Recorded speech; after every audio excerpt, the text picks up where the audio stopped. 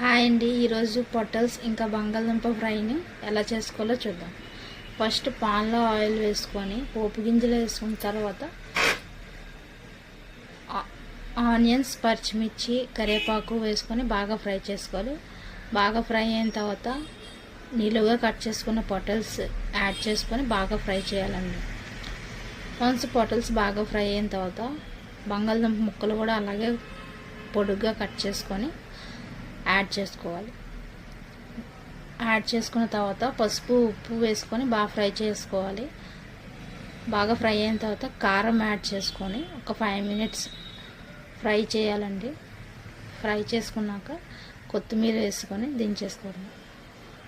ఒకసారిగా ట్రై చేయండి, చాలా బాగుంటాయి. రైనీ సీజన్లో బాగా దొరుకుతాయి పొటల్స్. హెల్త్కి కూడా చాలా మంచిది. మరిన్ని వీడియోస్ కోసం ఛానల్ని సబ్స్క్రైబ్ చేసుకోండి. Thank you for watching.